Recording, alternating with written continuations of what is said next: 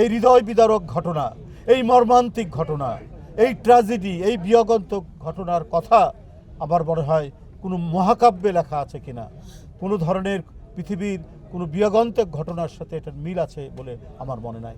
সমস্ত বিয়োগান্তক ঘটনা, ট্র্যাজেডিকে অতিক্রম করে গেছে এই মর্মান্তিক ঘটনা। পুষ্পার্ঘ্য অর্পণ করেছেন, ফাতিহা পাঠ করেছেন। এটি একেবারেই বিষয়টি একেবারে অরাজনৈতিকভাবেই এটা করা হয়, যদিও আমাদের অনেক নেতৃবৃন্দ এটার সাথে জড়িত রয়েছেন, কিন্তু অরাজনৈতিকভাবে করা হয়।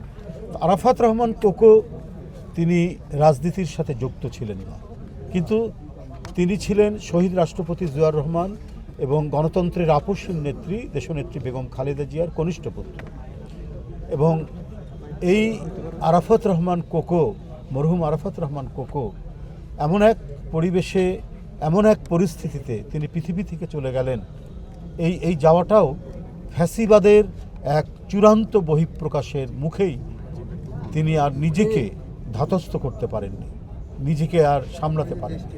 হৃদরোগের রোগী ছিলেন, অসুস্থতা ছিল, তিনি হৃদরোগ এর এই পরিস্থিতিতে হৃদযন্ত্রের ক্রিয়া বন্ধ হয়ে পৃথিবী থেকে চলে গেলেন। তার লাশ আনা হলো 25শে জানুয়ারি। বন্দিনী মা বালি এবং বালির ট্রাক, কাঠের ট্রাক দিয়ে তাকে অবরুদ্ধ করে রাখা হয়েছে এবং সেখানে গোলমরিচের স্প্রে করা হয়েছে তার চোখে ক্ষত ছিল, উনি চোখ অপারেশন করা হয়েছে। ঠিক ওই মুহূর্তে গোলমরিচের স্প্রে করে তাকে আরও বেশি অসুস্থ করে বন্দি করে রাখা হয়েছে। ঠিক ওই মুহূর্তে আপন সন্তানের লাশ তার কোলে তাকে নিতে পেরেছে। এই হৃদয় বিদারক ঘটনা, এই মর্মান্তিক ঘটনা, এই ট্র্যাজেডি, এই বিয়োগান্তক ঘটনার কথা আমার মনে হয় কোনো মহাকাব্যে লেখা আছে কিনা, কোনো ধরনের পৃথিবীর কোনো বিয়োগান্তক ঘটনার সাথে এটার মিল আছে বলে আমার মনে নাই। সমস্ত বিয়োগান্তক ঘটনা, ট্র্যাজেডিকে অতিক্রম করে গেছে এই মর্মান্তিক ঘটনা। মায়ের কোলে সন্তানের লাশ, এটা যে কত বড় হৃদয় ভাঙা একটি ঘটনা সেটা বলা যাবে না। সেটা সম্পূর্ণরূপে ছিল একটি প্রতিহিংসার বহিঃপ্রকাশ একজন শাসকের, অবৈধ শাসকের, ফ্যাসিবাদী শাসকের। সে একটি পরিবারকে নানাভাবে পর্যুদস্ত করার জন্য জনগণের মধ্যে তার যে উপস্থিতি এবং তার যে জনপ্রিয়তা, সেটিকে আপনার মুছে দেওয়ার জন্য এমন কোনো কৌশল নাই যেটা করেননি সাবেক পলাতক স্বৈরাচারিণী শেখ হাসিনা। কলঙ্ক লেপন করেছেন, অপপ্রচার করেছেন, মিথ্যাচার করেছেন, যার একটিও তিনি প্রমাণ করতে পারেননি।